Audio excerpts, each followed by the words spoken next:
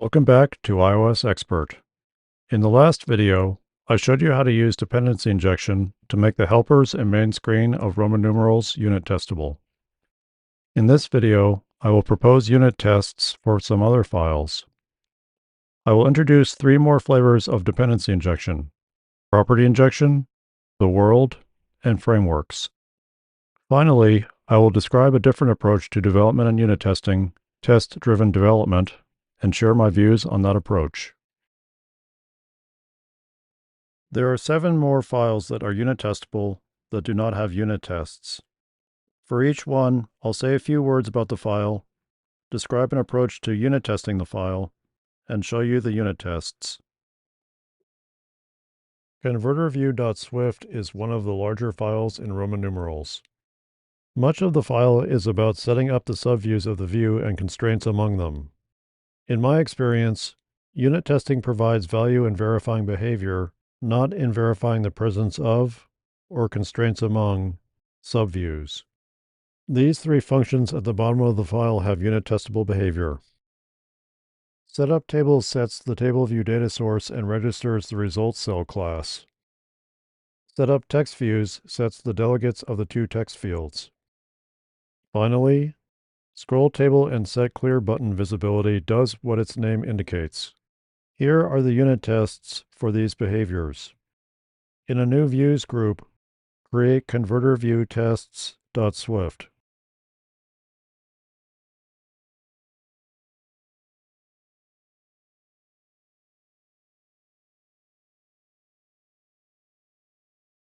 Give it these contents. Snippet 30.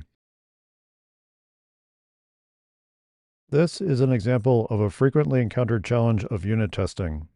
To verify that setup table is registering a cell class, it is necessary to determine what cell classes are registered for the table.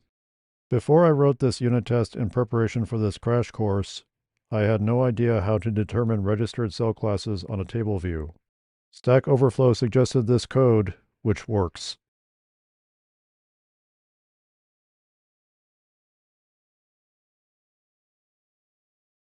Result cell is straightforward to unit test.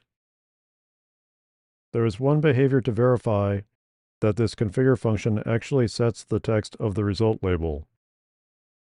Create result cell tests.swift in the views group.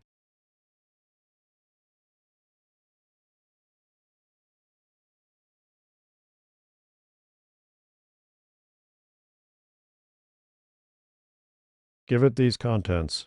Snippet 71.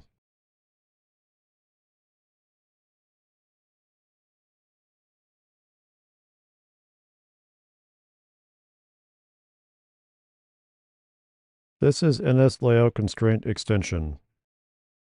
I introduced this helper in the programmatic layout crash course, but I'll restate its purpose here.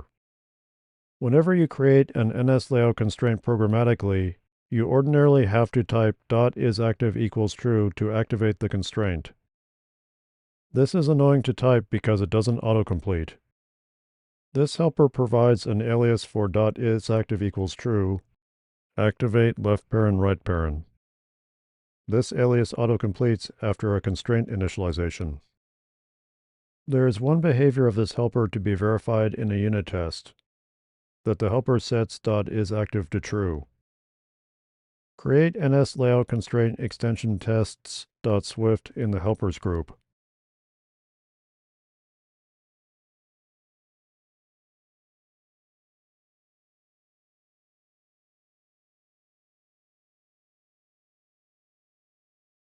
Give it these contents. Snippet 72.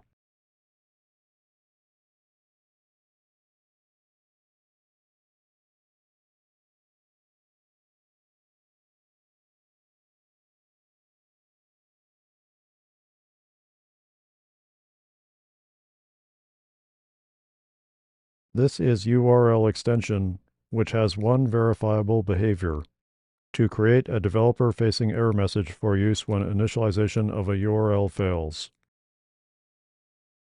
Create URL extension tests.swift in the helpers group.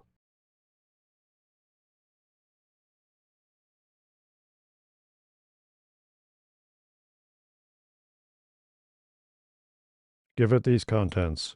Snippet 73.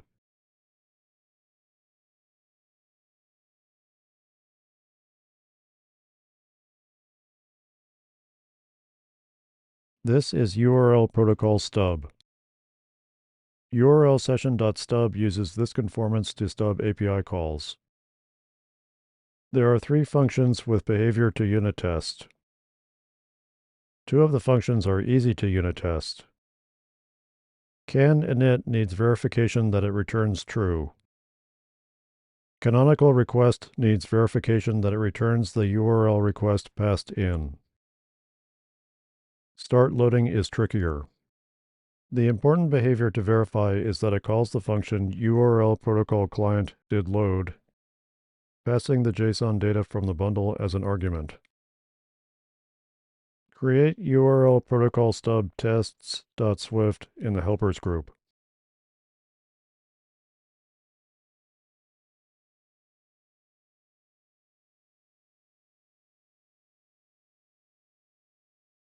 Give it these contents. Snippet 74.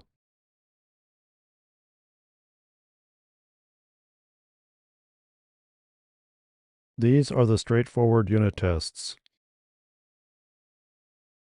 This unit test is not as straightforward. To explain it, I'll work backwards. This line runs the function being tested. This line initializes the URL protocol stub, passing a SPY test double as the URL protocol client. This line initializes the SPY with a closure, saying what to do when the SPY's didLoad function is called. In particular, verify that the data passed in is the JSON data from the bundle. Aside from the complication introduced by the SPY, there is another complication in this unit test. The didLoad closure runs asynchronously, potentially after the unit test function finishes. It is necessary to force the unit test to wait for the closure to run. XCTest provides a way to achieve this, the expectation API. The first step for using expectation is to create an expectation that something will happen. The second step is to fulfill the expectation in the asynchronous function after performing an assertion about behavior. The third step is to wait for the expectation to be fulfilled with a line like this. The wait function actually takes an array of expectations, but passing an array of size 1, as here, is common. This is URL session extension, which has a stub test double replacement for URL session.shared. There are 2 things to unit test in this file. The first is to verify that URL data dict has 1 key value pair corresponding to a URL and JSON data from the bundle. The second is to verify that the sessions, configurations, protocol classes consist of a URL protocol stub. To accomplish these verifications, create URL session extension tests.swift in the helpers group.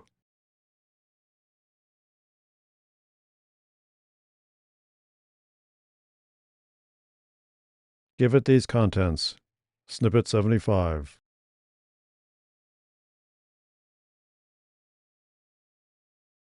This is uses auto layout, a property wrapper for setting translates auto resizing mask into constraints to false on view properties. Henceforth, I will call this property translates. I introduced this property wrapper in the crash course on programmatic layout. There are 3 ways to use this property wrapper. The init method and setter in this file are 2 ways. The usual way is to use the @UsesAutoLayout annotation, as here. Create UsesAutoLayout tests.swift in the helpers group.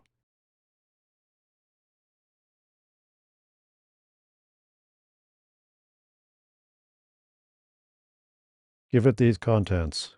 Snippet 76. This first assertion verifies that a view not using the property wrapper has true for the translates property. This second assertion verifies that a view using the annotation has false for the translates property. This third assertion verifies that a view passed to the UsesAutoLayout initializer has false for the translates property. Finally, this fourth assertion verifies that a view set as the wrapped value of the property wrapper has false for the translates property. So far, I've shown two types of dependency injection, constructor and method injection. To review, constructor injection involves passing the depend effect in an initializer, and method injection involves passing the depend effect as a parameter in a method call. There is a third kind of dependency injection in widespread use, property injection. This involves setting a depend effect property of a consuming object. Here is how that would work for Weather Requester. In this case, the property, a URL session, is a static property, though the property can also be an instance property on a class or struct. Property injection is appropriate if two conditions are present. First, the developer has no control over the consuming object's initializer. Second, the depend effect can't be passed as a method argument for whatever reason. These two conditions have never both been present in code I've written, so I haven't used method injection.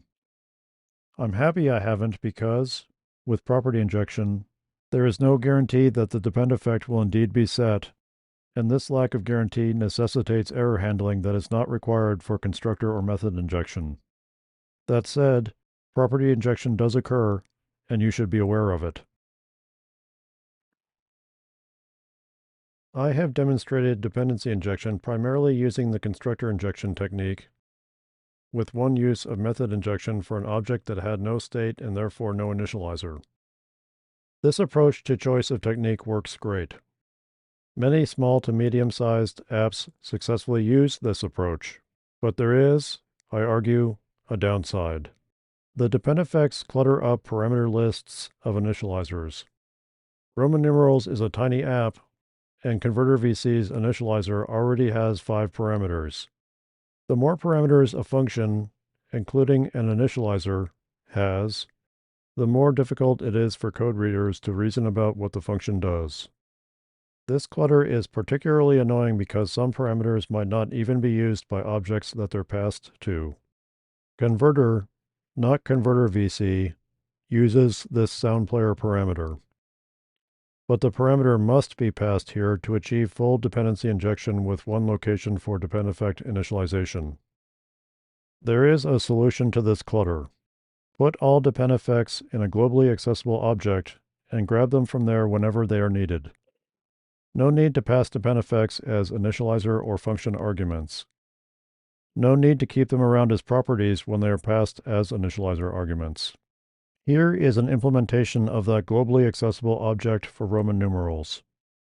The gentleman at Point Free suggested this approach, which they called the world, and I've been happily using it in 2 side project apps since their 2019 and 2021 releases. Create world.swift in the models group.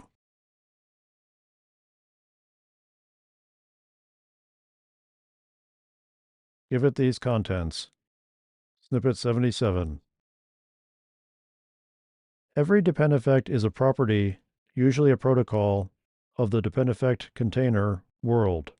There are 2 static properties, one representing all depend effects needed in the production app, the other representing all depend effects needed in unit tests. Note that production uses the real implementations, and unit test uses the test doubles. One could imagine other static properties for other scenarios, for example for UI tests, or for simulator versus real device. It is necessary to choose which static property to use at runtime, production, or unit test. Open scenedelegate.swift. Put snippet 78 at the bottom of the file, outside any scope. Current is a globally accessible instance of world. This works for the production code, but you need to set current differently for unit tests. Open testing scenedelegate.swift.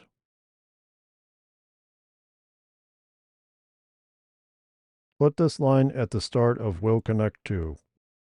Snippet 79. Now at any point in the code, you can access the correct depend effect for the current scenario, production or unit test. Here is how to access the 5 depend effects of Roman numerals. These depend effects need not be passed as initializer or function arguments. Converting an app Even a small one like Roman numerals, from constructor and method injection to the world is somewhat tedious. In the interest of time, I won't describe every code change in this video. Instead, I'll tell you how to do the conversion and then do the conversion as you watch. The approach is to delete dependEffect arguments and properties from sceneDelegate.swift, convertervc.swift, converter.swift, and weatherrequester.swift. In the last three of those files, fix the many build errors by prepending current dot to all dependEffect uses. Here is that process.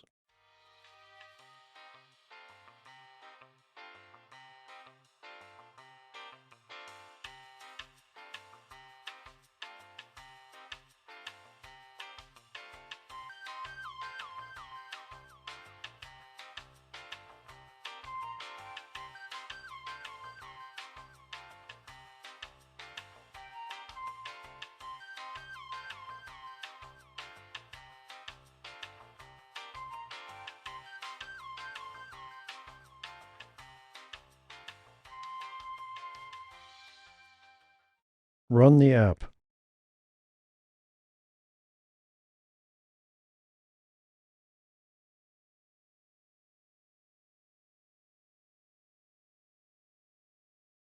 Still works. Next, do the same fixes in convertervctests.swift, convertertests.swift, weatherrequestertests.swift, and analytics service spy tests.swift.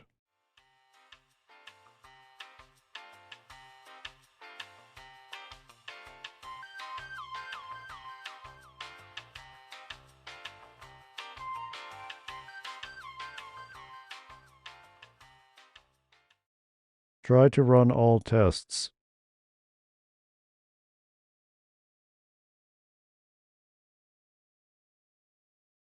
The test runner crashes in Analytics Service Spy Tests. The problem is that events are being saved in the global spy's processed events array, not in the spy being initialized in this unit test. At line 18, then, there is nothing at index 0 of the spy's processed events array, so the test runner crashes. The solution is to be explicit about using the global spy and making sure that its processed events array is empty at the start of the unit test. Change the spy initialization to snippet 80. The clear events function doesn't exist yet. Open analytics service spy.swift. Add the function in snippet 81. Run all tests. Converter-VC tests has two failures. The problem is that other unit tests are saving results to current.persistent storage, so it's not pristine when this test function runs, causing tests to fail.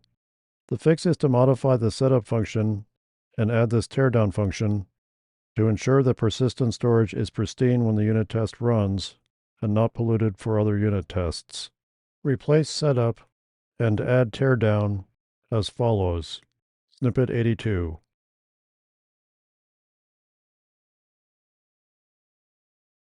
All unit tests now pass. Unit test coverage is nearly 90%, which is pretty darned good. The repo Roman numerals-final.git, whose URL is below the video player, has the exhaustively unit-tested version of this app. I've enjoyed the argument clutter reduction benefit of the world approach in my side project apps since 2019. You, the iOS Expert customer, might also enjoy this benefit, which is why I've described the world approach in this crash course. But before you adopt the world, rather than constructor and method injection for a coding challenge solution, be aware that solution reviewers might point to a downside of the world, the presence of shared mutable state, which may make code harder to reason about and may complicate unit testing. You've already seen this complication. Using classic dependency injection, I unit tested Analytics Service Spy without regard to what analytics events other unit tests may have fired. When I introduced the world, Those unit tests failed until I cleared the SPI singleton's processed events array. In response to the shared mutable state criticism of the world, I observe the following.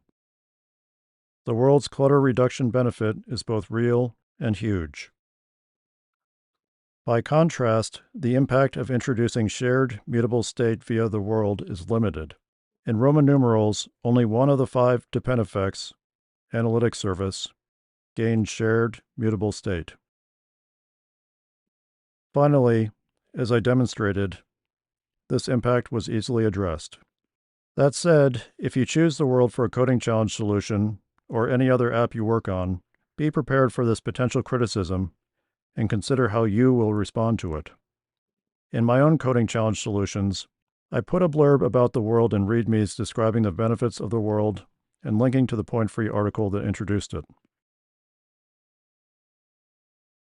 Both classic dependency injection and the world share a drawback I haven't yet mentioned. In case you are asked about this drawback in a job interview or are tasked with architecting a giant iOS app, you should be aware of this drawback. Both approaches assume the presence in the codebase of all protocol conformances, both production and test double. This assumption is unproblematic in a tiny coding challenge solution app.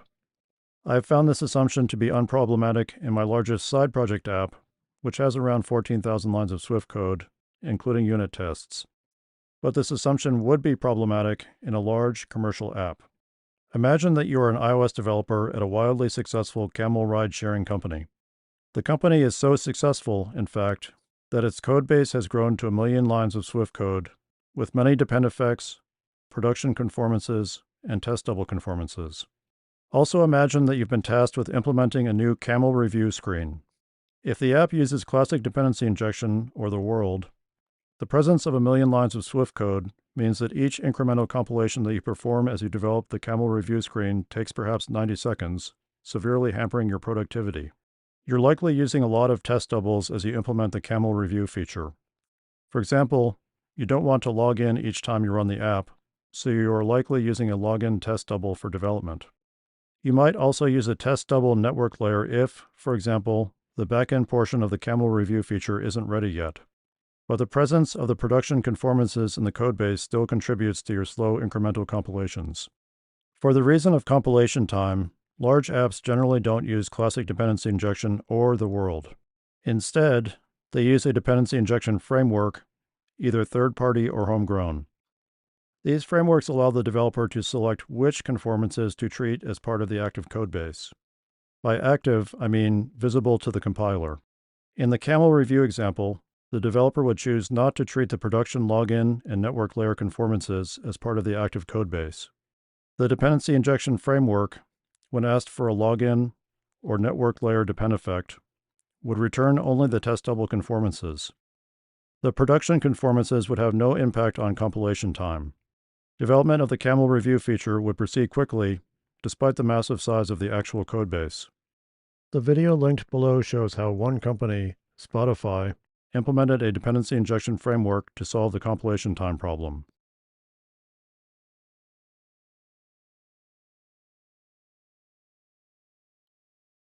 Test-driven development, TDD for short, is a software development technique by which the developer writes unit tests before writing the production code it will test. For reasons I'll explain later, I don't personally use TDD.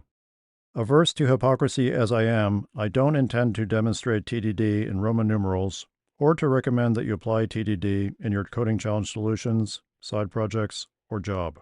But TDD does come up in iOS developer job interviews.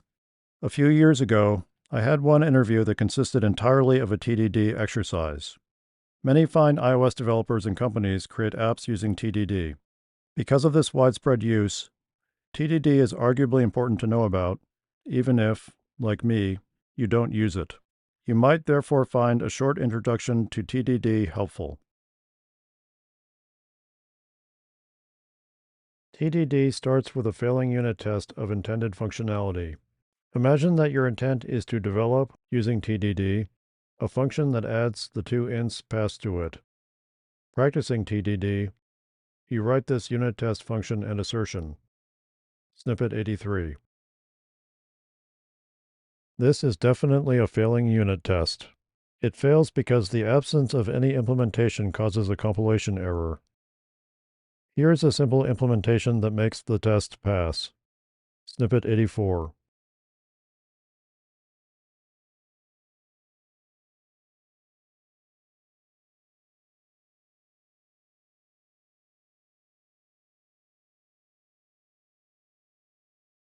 The unit test passes. Time to add another assertion.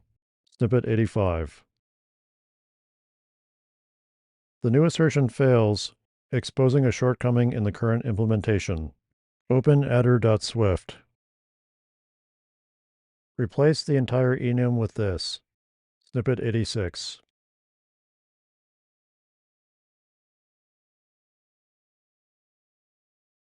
All assertions and therefore unit tests pass.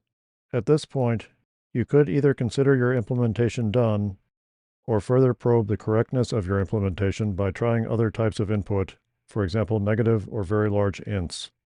I do not claim that this short example does justice to TDD. Many fine iOS developers and companies practice TDD, and they must see value in it that I have not conveyed. But here are 3 reasons I don't use TDD or therefore advocate its use. First, TDD is not a good fit for how I approach software development. I first identify a problem that needs solving. Then, I poke at related code I'll need to modify so I can understand it. Then I experiment with solutions until I have a solution I like. Then, I write unit tests. I don't think in terms of failing unit tests. This approach has worked for me since 1984, and I'm not keen to change it. Second, TDD would make me less productive. If I practiced TDD and changed my mind about how to name an implementation function, I'd also have to change the name of the test function. If I practiced TDD and changed my mind about what to put in a particular model being tested, I'd have to change the model used not only in the implementation, but also in unit tests. By writing unit tests last, I experience less churn in those unit tests than I would if I develop unit tests in parallel with implementations. Third, TDD would impose an unacceptable compilation time cost. I have worked professionally on multiple apps that are large enough that repeatedly running unit tests as I develop implementations was a non-starter because of incremental compilation time. One app I worked on took 45 seconds to run a single unit test after a code change. TDD would be practical from a compilation time perspective for my side project apps. But notwithstanding the benefits of TDD, I am reluctant to use radically different software development techniques at work and for fun because of the mindset shifts that would entail. The lecture part of this crash course on unit testing and dependency injection is complete. I hope that you now have a solid understanding of how to write code that is both well-tested and testable. But to really grok this material, you must apply it. In the next video, you will have an opportunity to do that.